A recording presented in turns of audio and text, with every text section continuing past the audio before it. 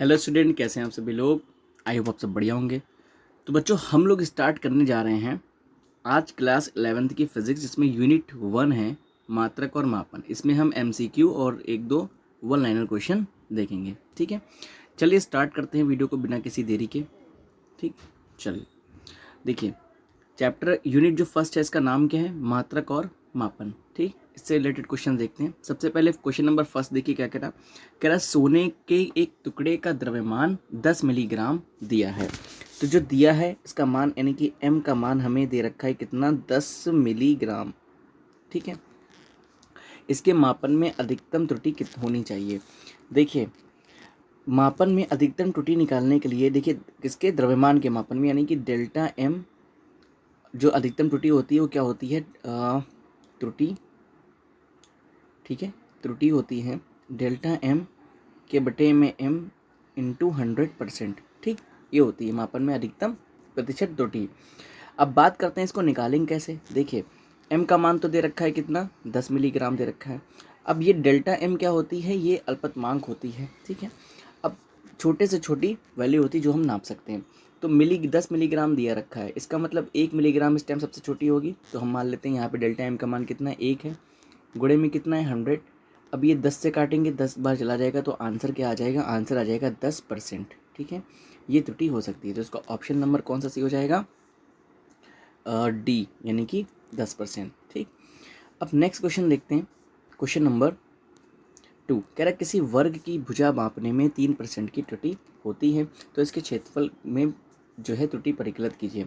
अच्छा, भुजा मापने में यानी कि हम प्रतिशत त्रुटि डायरेक्ट दे रखा है। भुजा को अगर ए माने तो डेल्टा ए के बटे में ए इंटू 100% का मान हमें कितना दे रखा है, दे रखा है 3%। ठीक, ये दे रखा है। क्षेत्रफल में त्रुटि, तो क्षेत्रफल यानी कि एरिया का फॉर्मूला होता है। वर्ग की बात कर रहा है तो वर्ग का जो एरिया का फॉर्मूला होता है वो क्या होता है, भुजा का स्क्वायर, ये होता है ना। अब प्रतिशत त्रुटि कैसे निकालते हैं, डेल्टा ए बटे में ए इंटू 100%। ठीक, तो इधर भी ऐसे ही कर देंगे, डेल्टा ए बटे में ए इंटू में 100%। लेकिन याद रखिएगा, जो भी ऊपर पावर लगी होती है वो गुणे में आ जाती है। ठीक, अब देखिए 2 गुणे। अच्छा, delta A upon A into 100% की वैल्यू कितनी दे रखी है, 3%। तो यहाँ 3 लिख देंगे तो आंसर क्या आ जाएगा, 2 3 6। तो इसका ऑप्शन कौन सा जाएगा, ऑप्शन नंबर ए, यानी कि 6%। ठीक, नेक्स्ट क्वेश्चन, क्वेश्चन नंबर 3 देखिए। कह रहा है यदि घन के आयतन के मापन में 6% की त्रुटि होती है, तो आयतन मापन में त्रुटि यानी कि डेल्टा वी के बटे में वी इंटू 100%, इसकी वैल्यू कितनी दे रखी है, 6% दे रखी है। कह रहा है घन की भुजा माप में त्रुटि बताइए। तो एक बात बताइए मुझे, भुजा को अगर हम मान लें एल मान लेते हैं, ठीक है, तो एल डेल्टा एल बटे में एल इंटू 100% की वैल्यू ही तो हमसे वो पूछ रहा है। तो अब हम करेंगे क्या, देखिए आयतन भुजा, घन का जो आयतन होता है उसका फॉर्मूला क्या होता है, भुजा क्यूब यानी कि एल क्यूब। अगर हम इधर डेल्टा वी अपॉन वी गुणे में 100 लिखेंगे तो फिर से वही हमें इधर भी लिखना पड़ेगा, डेल्टा एल बटे में एल इंटू 100। और ये पावर कहाँ चली जाएगी, इसकी गुणे में आ जाएगी। तो delta V upon V into 100 का मान कितना दे रखा है, 6 दे रखा है, बराबर 3। और ये पूरा इसको हम x मान लेते हैं, यहाँ रख लेते हैं। ठीक है, तो 3 दूनी 6 यानी कि x यानी डेल्टा एल अपॉन ए इंटू 100% की वैल्यू कितनी आ गई, 2%। तो इसका ऑप्शन कौन सी हो जाएगा, इसका ऑप्शन नंबर बी से हो जाएगा, यानी कि 2%। नेक्स्ट क्वेश्चन देखें हम लोग। नेक्स्ट क्वेश्चन है क्वेश्चन नंबर 4। कह रहा विमीय सूत्र ml² t की पावर -1 व्यक्त करता है। क्या दाब को व्यक्त करता है, क्या संवेग को, रेखीय संवेग को, क्या शक्ति को, क्या ऊर्जा को। देखिए, विमीय सूत्र आप जानते हैं, जैसे मान लीजिए जो है लंबाई को हम किससे लिखते हैं, लंबाई को अगर विमीय संकेत देखें तो एम से लिखते हैं, सॉरी एल से लिखते हैं। ठीक, द्रव्यमान को किससे लिखते हैं विमीय संकेत में, एम से लिखते हैं। और समय यानी कि समय को किससे लिखते हैं, कैपिटल टी से लिखते हैं विमीय संकेत में। ठीक है, ये एम है, थोड़ा दिक्कत कर रहा है पेन मेरा। ठीक, उसके बाद मान लीजिए एल हो, लंबाई हो गई। विद्युत धारा आई को किससे लिखते हैं हम लोग, ए से लिखते हैं। ये सब विमीय संकेत होते हैं। ठीक, तो सबसे अच्छा तरीका रहता है आप मात्रक निकालिए, मात्रक से विमान निकाल लीजिए। कह रहा विमीय सूत्र ml² t की पावर -1 व्यक्त करता है। तो दाब, दाब का जो फॉर्मूला होता है वो होता है, दाब बराबर होता है बल बटे क्षेत्रफल, होता है ना।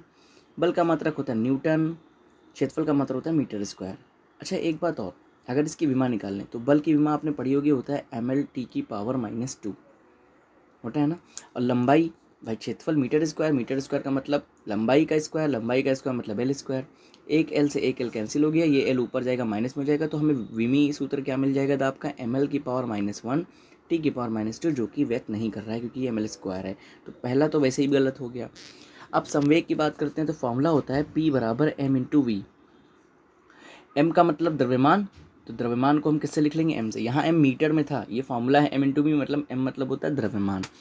ठीक, तो एम का विमी सूत्र एम लिखेंगे और वेग का जो विमी सूत्र होता है एल टी की पावर -1 होता है। ठीक है, तो एम एल टी की पावर -1 तो संवेग को भी व्यक्त नहीं करता है।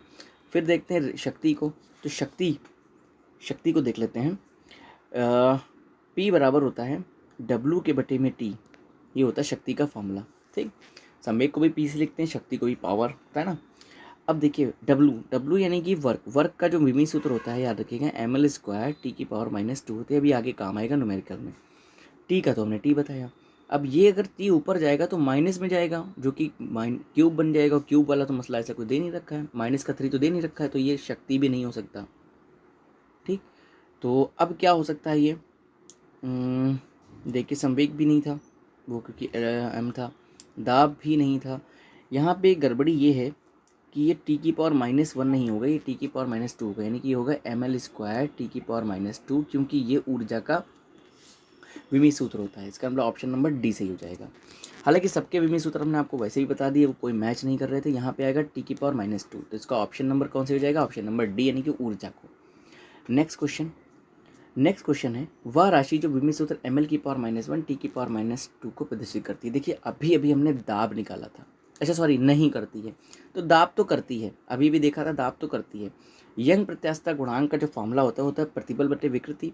तो विकृति क्या होती है याद रखिएगा, विकृति की कोई विमा नहीं होती, क्योंकि लंबाई बटे प्रारंभिक वो सारी लंबाई में वृद्धि होता है, वो लंबाई में वृद्धि बटे प्रारंभिक लंबाई फॉर्मूला होता है। तो लंबाई वैसे भी कट जाएगी, कोई मतलब नहीं है।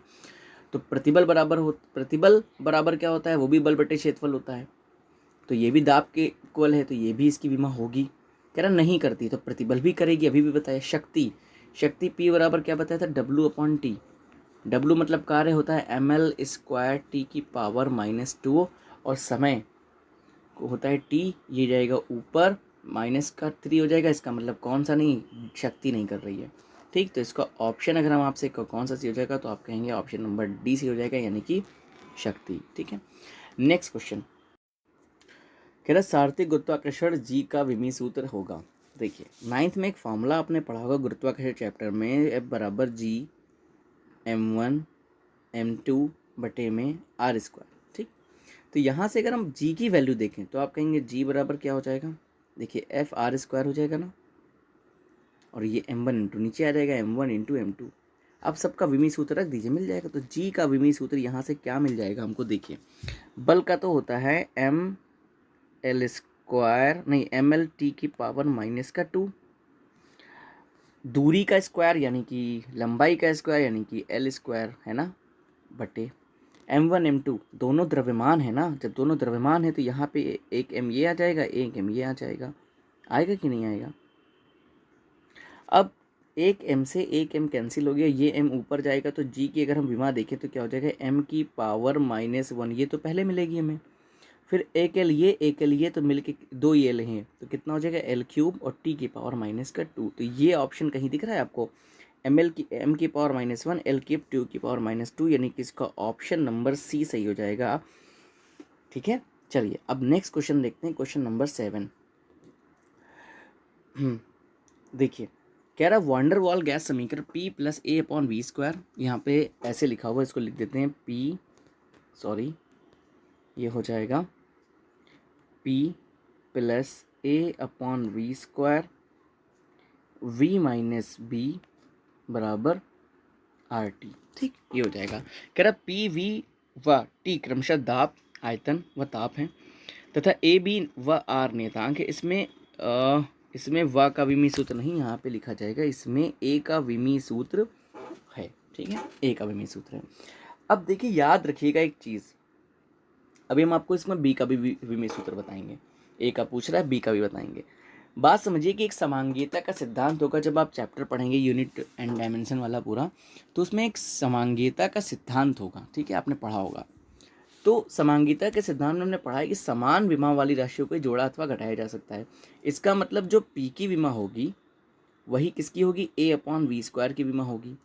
अब पी दाब है, ये हमें दे रखा है, वी आयतन हमें दे रखा है, ए नहीं दे रखा है, तो यहाँ से हम कह सकते हैं ए की जो विमा होगी वो पी गुणे वी स्क्वायर की विमा होगी, है ना। तो अब निकाल लेते हैं, ए बराबर पी की विमा हम जानते हैं, अभी भी हमने देखा है ml की पावर -1 टी की पावर -2 होती है, और v होता है आयतन, आयतन मतलब लंबाई गुणे चौड़ाई गुणे ऊंचाई, मतलब एल क्यूब, और उस पर क्या लगा हुआ है स्क्वायर, तो क्या हो जाएगा एल की पावर 6 हो जाएगा ना। तो ए की विमा यहाँ से अगर हम देखें तो m तो ऐसे ही रहेगा, एल की पावर -1 + 6 कितना हो जाएगा, एल की पावर 5 हो जाएगा, और टी की पावर -2 हो जाएगा। ये हो गई ए की विमा, इसका मतलब ऑप्शन नंबर ए सही हो जाएगा। अब मान लीजिए वो बी की पूछता, तो अभी अभी हमने क्या बताया कि समान विमाओं वाली राशियों को ही जोड़ा तो घटाया जा सकता है, यानी कि v माइनस वी में ऐसा होगा कि v और b दोनों की विमा समान होगी, b की निकालना है, v है आयतन, तो क्या हो जाएगा एल क्यूब हो जाएगा, बात खत्म। Next question, question number 8। देखिए ये आप फिजिक्स पढ़ रहे हैं, आपने बहुत सुना होगा ऊर्जा का समीकरण E = mc², ये ऊर्जा का समीकरण है। अगर किसी को मालूम है तो वो सीधे सीधे समझ लेगा कि ये ऊर्जा है, और ब्रह्मांड में जितनी ऊर्जा होती है उसका एक ही विमीय सूत्र होता है, वो होता है ml² टी की पावर -2। इसका मतलब ऑप्शन सही हो जाएगा सी, ml² टी की पावर -2। ये बी और सी दोनों सही हो जाएंगे क्योंकि दो इसमें ऑप्शन दे रखे हैं, ठीक है, दोनों टाइप हो गए हैं, ml² टी की पावर -2। अब इसको निकाल भी लेते हैं, चलिए यहाँ पे नहीं पता, मान लीजिए नहीं पता, लेकिन ये तो पता है कि सी क्या होती है, स्पीड ऑफ लाइट होती है, एम क्या होता है, मास होता है, तो मास का एम हो जाएगा, स्पीड ऑफ लाइट, स्पीड तो है ही ना, अब स्पीड है यानी कि इसको हम चाल कह सकते हैं या वेग कह सकते हैं, इसका विमी सूत्र क्या हो जाएगा एल टी की पावर -1, और इस पर क्या लगा हुआ है स्क्वायर लगा हुआ है, तो यहाँ से हो जाएगा एम, और ये हो जाएगा L², और ये हो जाएगा टी की 2 1 कम 2 2 की पावर -2, ठीक है, टी की पावर -2। तो ऑप्शन नंबर बी और सी दोनों सही हो जाएंगे, क्योंकि क्या है, क्योंकि इसमें दोनों पे क्या लगा हुआ है, दोनों पे जो है दोनों सेम लिखे हुए हैं। अब नेक्स्ट क्वेश्चन देखते हैं, क्वेश्चन नंबर 9। कह रहा है 1 मीटर लंबी एक छड़ की सहायता से किसी सड़क की चौड़ाई 20 मीटर नापी की जाती है, इस माप में अधिकतम प्रतिशत त्रुटि हो सकती है। तो देखिए यहाँ पे हमें अधिकतम प्रतिशत त्रुटि दे रखा है, तो अधिकतम प्रतिशत त्रुटि का जो फॉर्मूला होता है, ठीक है, अधिकतम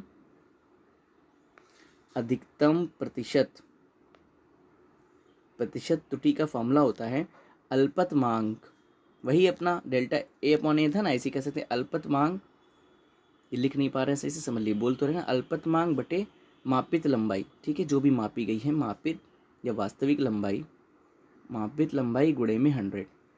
अब अगर बात करें कि इसमें अल्पतमांक को हम कह सकते हैं, यहाँ से अल्पतमांक जो हमें दे रखा है, अल्पतमांक होता है सबसे छोटी लंबाई कितनी नाप सकते हैं, तो मुझे बताइए 1 मीटर लंबी छड़ है ना, तो 1 मीटर ही नाप सकते हैं सबसे छोटा, इससे छोटा तो नाप नहीं सकते हैं, तो 1 हो जाएगी इसकी अल्पतमांक। और मापित लंबाई अगर हम बात करें आपसे कितनी है, तो ये दे रखा है 20, त्रुटि निकालना है तो क्या लिखेंगे 1/20 गुणे में 100, तो 20 पंजे 100, आंसर क्या आ जाएगा, आंसर आ जाएगा 5%। ये हो गया इसका आंसर, ठीक है, इसको ढंग से कॉपी पे लिखिएगा। अब नेक्स्ट क्वेश्चन देखने आ रहे हैं, और इस वीडियो का लास्ट क्वेश्चन है, विमाओं के उपयोग से 1 जूल को अर्घ में परिवर्तित कीजिए। देखिए जूल को अर्घ में परिवर्तित आप कर सकते हैं, अगर आपको आता है बहुविकल्पीय तो आप कैसे भी कर सकते हैं, लेकिन अगर थ्योरेटिकल क्वेश्चन ही आता है तो आपको इसको विमाओं की सहायता, तो विमाओं की सहायता विमा लिख के ही करना पड़ेगा। अब एक बात आप समझिए कि N1U1 बराबर क्या होता है, N1U1 बराबर होता है N2U2, मतलब N होता है आंकिक मान, U होता है मात्रक, तो इधर N2 भी क्या हो जाएगा आंकिक मान और मात्रक, जैसे जैसे अगर लिखा हुआ है 1 मीटर, ठीक, तो ये हो गया आंकिक मान, ये हो गया यूनिट, तो इसको हम क्या लिख सकते हैं 100 सेंटीमीटर भी लिख सकते हैं, बराबर है कि नहीं है।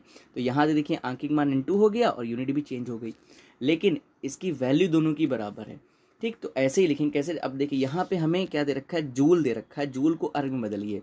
सबसे पहले आपको पता होना चाहिए जूल क्या है, अर्ग क्या है। जूल मात्रक होता है वर्क का, यानी कि कार का, और किस में होता है MKS पद्धति में, और अर्ग किस में होता है CGS। जिसको MKS CGS ना पता वो समझ ले कि MKS मतलब होता है मीटर किलोग्राम सेकंड, CGS मतलब होता है सेंटीमीटर ग्राम सेकंड, ठीक। अब इसमें करते क्या है, हमको पता है कि जूल किसका मात्रक है, कार्य का, तो सबसे पहले जो दिया उसे लिख लेते हैं। हमें N1 की वैल्यू दे रखी है 1, N2 यानी कि हमको अर्ग में बदलना है, यानी कि N2 हमको निकालना है ना। अब देखिए इसमें करते हम लोग क्या है, विमाओं की सहायता से करना है, मात्रक की सहायता से भी कर सकते थे, N1 U1 बराबर N2 U2 लिख सकते थे। यहाँ विमाओं की सहायता से करना है तो सबसे पहले हम कार्य का विमीय सूत्र लिखते हैं। तो क्या लिखेंगे यहाँ पे, कार्य का विमीय सूत्र। पेन दिक्कत कर रहा है बच्चों। कार्य का विमीय सूत्र कितना होता है, ये होता है m कार्य ml स्क्वायर t की पावर -2, ये होता है। ठीक है, अब इसको निकालते कहते हैं, फॉर्मूला लगाते हैं N2 बराबर, ये दिया है MLT, तो मान लेते हैं M1, नहीं सॉरी एक मिनट, इसको हटा दें यहाँ से। देखिए N2 बराबर N1 पहले लिखते हैं, उसके बाद विमाएँ लिखते हैं। कैसे लिखेंगे, MLT दिया हुआ है तो कार्य का विमीय सूत्र है और कार्य के MKS मात्रक को CJ से बदलना है, तो पहले इसको M1 L1 और T1 मान लेते हैं। ऊपर M1 L1 और T1 मान लेते हैं। ठीक है, इस पर लगा लेंगे ऐसे करके ब्रैकेट, बात समझिएगा गौर से। फिर M2 L2 T2 मानते हैं, उसको इसके नीचे लिख लेते हैं, M2 L2 और T2, और उसके बाद जो इन पे घातें लगी वो लगा देते हैं। यहाँ पे देखो M के ऊपर एक घात है तो यहाँ एक लगा देंगे, L के ऊपर 2 है तो 2 लगा देंगे, और T के ऊपर -2 है तो -2 लगा देंगे। ठीक, ये हमने फॉर्मूला लिख लिया। ठीक, अब N2 निकालेंगे कैसे, N2 बराबर N1 का मान तो 1 है, 1 रख दिया। अब क्या करते हैं, इनके मात्रक रखते हैं। ऊपर वाले मात्रक MKS में माने थे, नीचे वाले हमने ये लिखिएगा कि माना MKS पद्धति में M1 L1 और T1 क्या है, मीटर किलोग्राम सेकंड को प्रदर्शित कर रहे हैं, सॉरी किलोग्राम मीटर और सेकंड को प्रदर्शित कर रहे हैं। M2 L2 और T2 क्या है, M2 क्या होगा ग्राम, L2 क्या होगा सेंटीमीटर, और T2 क्या होगा सेकंड को प्रदर्शित कर रहा है। तो M1 पहले लिखते हैं, M1 यानी कि किलोग्राम, M2 यानी कि ग्राम, इसके ऊपर 1 पावर, L1 यानी कि मीटर, M2 यानी कि सेंटीमीटर, इसके ऊपर 2 पावर। ठीक है, और फिर T1 यानी कि सेकंड, और T2 यानी कि सेकंड, दोनों रहेगा सेकंड ही, दोनों में लास्ट में सेकंड ही रहेगा, इसके ऊपर माइनस का 2 पावर। ये सेकंड से सेकंड पहले ही कट गया, एक आ गया, एक के ऊपर -2 का कोई मतलब नहीं रहता है। अब इसको यहाँ पे देखते हैं, इस जगह कोई जगह नहीं बची हमारे पास। ये हो जाएगा N2 बराबर, N1 का मान तो 1 है, कोई दिक्कत नहीं। अब क्या करते हैं, या तो ग्राम को किलोग्राम में बना लीजिए या किलोग्राम को ग्राम में। 1 किलो, ये मात्रक हटाने हमको, तो हम जानते हैं कि 1 किलोग्राम में कितने 1000 ग्राम होते हैं। तो ऊपर हो गया 1000 ग्राम, नीचे हो गया ग्राम, और इसके ऊपर लग गई 1 पावर, गुणे मीटर, मतलब आप सेंटीमीटर बना लीजिए। तो 1 मीटर में 100 सेंटीमीटर होते हैं, 100 सेंटीमीटर, और नीचे क्या है सेंटीमीटर, इसके ऊपर पावर कितनी लगेगी, 2 लगेगी। ग्राम से ग्राम कट गया, सेंटीमीटर से सेंटीमीटर कट गया। अब बात को समझिए, N2 का मान आया कितना, यहाँ देखते हैं। N2 बराबर, ये 10 की पावर 3 और ये 10 की पावर 2 है, लेकिन इस पर स्क्वायर लगा है, इसका मतलब कितनी हो जाएगी 4, तो 4 और 3 7, तो 10 की पावर 7, यानी कि ये हमारा आंसर आ गया। N2 का मान कितना आ गया, 10 की पावर 7। अब नीचे लिख सकते हैं अतः, देखिए चलिए इसको हटाते हैं यहाँ से। ठीक है, अब ऐसे हम लिख सकते हैं कि अतः 1 जूल बराबर 10 की पावर 7 अर्ग, ये हमारा आंसर आ जाएगा, विमा की सहायता से आ जाएगा। ठीक है, चलिए आज के लिए इतना ही। वीडियो देखने के लिए धन्यवाद, और अगर वीडियो अच्छी लगे तो लाइक करिएगा और अपने दोस्तों में शेयर करिएगा। अब मिलते हैं नेक्स्ट वीडियो में नेक्स्ट यूनिट के साथ। Thank you so much.